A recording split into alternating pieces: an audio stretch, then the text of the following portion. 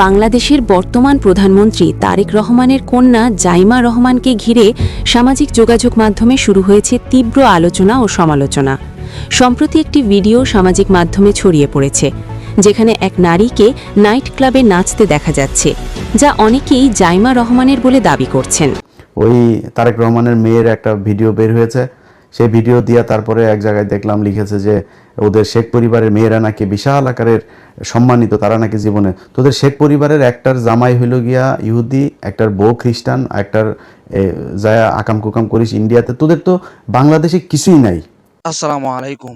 সম্মানিত দর্শক মণ্ডলী, দেশ ও প্রবাস থেকে, কাছে ও দূরে, দেশের দূর দূরান্ত থেকে যারাই ঠিক এই মুহূর্তে আমার এই ভিডিওটি দেখছেন, সকলকে জানাই আন্তরিক শুভেচ্ছা ও অভিনন্দন। সম্মানিত দর্শক মণ্ডলী, তারেক রহমানের মেয়ে জাইমা রহমানকে নিয়ে একটি নাচের ভিডিও ভাইরাল হয়েছে, যে বিষয়টি আপনারা হয়তো সকলে জেনে থাকবেন। যে ভিডিও নিয়ে ইতিমধ্যে সোশ্যাল মিডিয়া সমালোচনার ঝড় উঠেছে সেই তারেক রহমানের মেয়ে জাইমা রহমানকে নিয়ে। এই ভিডিওতে আপনাদেরকে দেখাবো সেই ভিডিও কোথা থেকে এসেছে, এমনকি কেন সমালোচনা হচ্ছে, সেই নাচের ভিডিও কি প্রকৃত সেই জাইমা রহমানের নাকি অন্য কারোর, এমন কিছু গুরুত্বপূর্ণ তথ্য তুলে ধরেছেন সাংবাদিক ইলিয়াস হোসাইন। বিস্তারিত তথ্য থাকবে এই ভিডিওতে, তাই প্রিয় দর্শক ভিডিওটি খুবই গুরুত্বপূর্ণ, না টেনে সম্পূর্ণ ভিডিওটি ধৈর্য সহকারে দেখবেন। চ্যানেলে নতুন হলে অবশ্যই চ্যানেলটিকে সাবস্ক্রাইব করে পাশে থাকা বেল বাটনটি অন করে দিবেন। কথা বাড়াবো না প্রিয় দর্শক, চলুন ভিডিওর মূল পর্বে চলে যাই। ওই তারেক রহমানের মেয়ের একটা ভিডিও বের হয়েছে, সেই ভিডিও দিয়ে তারপরে এক জায়গায় দেখলাম লিখেছে যে ওদের শেখ পরিবারের মেয়েরা নাকি বিশাল আকারের সম্মানিত, তারা নাকি জীবনে। তোদের শেখ পরিবারের একটার জামাই হইল গিয়া ইহুদি, একটার বউ খ্রিস্টান, একটার যায় আকাম কুকাম করিস ইন্ডিয়াতে, তোদের তো বাংলাদেশে কিছুই নাই। তারেক রহমানের মেয়ে কোন গানে গিয়ে বন্ধু বান্ধবীর সাথে পড়াশোনা করে সেখানে গিয়ে সে ফান করেছে, সেটা তো বহুত ছোট জিনিস। তারেক রহমানের তো আর তার মেয়েরে তো আর ওই লন্ডনে তো আর ফেলে দিয়ে আসে না আরেকজনের সাথে। ওরা এটা নিয়েই করে। ওদের যদি লজ্জা শরম কোনো কিছু যদি থাকতো, ওদের যেভাবে জুতায়া বাংলাদেশের মানুষ পাঠিয়েছে, ওরা এতদিন অন্তত মানে পায়ে ধরে হাতে ধরে মাপ চাইতো যে ঠিক আছে আমরা যা ভুল করেছি আর ভুল করব না। ওরা আবার ঘাট তাড়ামো করে এখনও ভাব মারে, ওরা আবার নাকি নাই করে তারপরে পোক্ত হয়ে বাংলাদেশের রাজনীতি শুরু করবে। তোরা আয়, তোদের জন্য তুই মনে করিস না যে এই বিএনপি তোদেরকে সাপোর্ট দিয়ে রাখবে আর বাংলাদেশের মানুষ সব মারা গিয়েছে? এত মারা যায়নি তো। এই জামাত শিবির আজকে যে অবস্থানে আছে না, এর চেয়ে তারও ভয়ঙ্কর, খুব ভার্নারেবল একটা পজিশনের থেকেও কিন্তু তারা এই দেশে ফাইট করেছে, পালায় যায়নি কেউ, রাজনীতি করেছে এই দেশে। এখন তো তাদের অবস্থা অনেক ভালো, চাইলেই উপড়ায় ফেলা যাবে না, একদম নিষিদ্ধ করে এগুলি করে যাবেন। আওয়ামী লীগই তাদেরকে একদম একদম পরিপূর্ণ করে দিয়ে গিয়েছে। যাদেরকে এতদিন বলা হইতো যে রাজাকার ছিল, মুক্তিযুদ্ধের সময় জীবিত ছিল, সব ফাঁসি দিয়ে দিয়েছে। এখন কি বলবি? এখন এদেরকে রাজাকার বলবি, এদেরকে ফাঁসি দিবে, এদের বিচারের আওতায় আনবি, কিনে আনবি। চাঁদাবাজিও করে না, ধান্দাবাজি করে না, টেন্ডারবাজি করে না, মানুষের মেয়ে মানুষের দেখলে ইপটিজিং করে না, কিছুই করে না। তো তাদেরকে তুই নিবি কেমনে? আবার এই হাসিনার মতো ওই যে ইন্ডিয়ারে নিয়ে তারপর ওইভাবে, ওইটা অত ইজি হবে না বিষয়টা। এটা করতে আসলে সেই পরিস্থিতি কি হয় সেটা বাংলাদেশের মানুষ দেখিয়েছে জুলাই মাসে। যদি এরকম পরিস্থিতি আবার আসে, এই দেশের মানুষ আবারও রক্ত দেবে। রক্ত দিলে আমার মনে হয় যে এই ভুল করেছে, যে এই চোর বাটপার, আন্তর্জাতিক ন্যাশনাল সব চোর বাটপারদেরকে বসাইছিল, ওরকম চোর বাটপার ইনশাল্লাহ আর বসবে না। একদম শুরু থেকে মানুষ বুঝবে। আমরাও মানে ওই খোলা পানিকে আমরা ওই যে দই মনে করেছিলাম, চুন দেখে আমরা দই মনে করেছিলাম ওইটারে, মনে করে তারপরে সবার কত প্রশংসা। আমি নিজেই বলেছি এই ইউনুসকে 20 বছর চাই ভাই।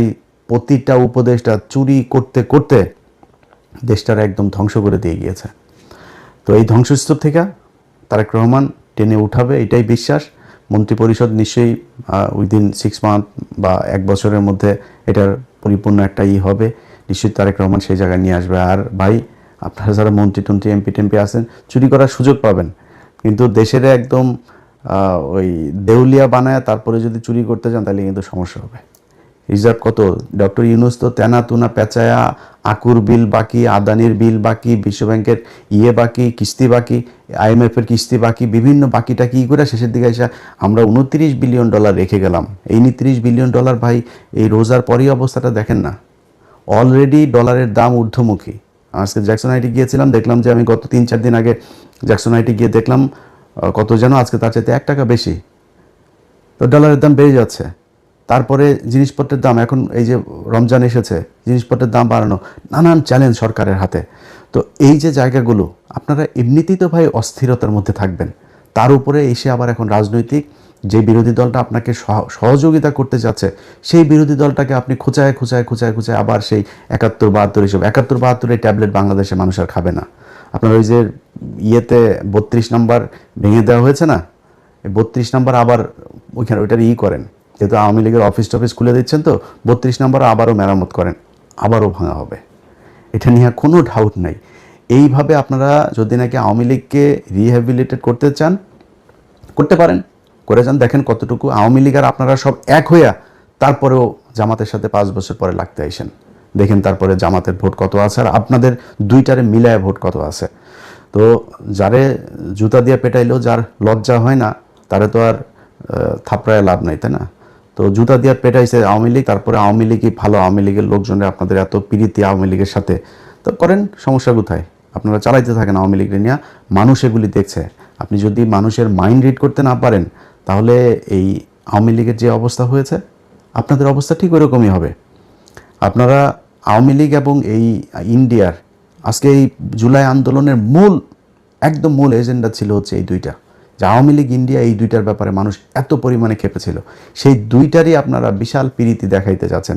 মন্ত্রী পরিষদটা আমি যদি নাকি নাম ধরে ধরে বলি, ওনার তো সব প্রভাবশালী লোকজন, তো আর নতুন করে আর বিতর্ক বাড়াই না, বাট আমার কাছে মনে হয়েছে যে একদম 8-10 জন একদম ইন্ডিয়ার মানে পয়দা করা মন্ত্রী এখানে বানানো হয়েছে, একদম চিহ্নিত ইন্ডিয়ান রয়্যাল এজেন্ট, তাদেরকে এখানে মন্ত্রী পরিষদে বসানো হয়েছে।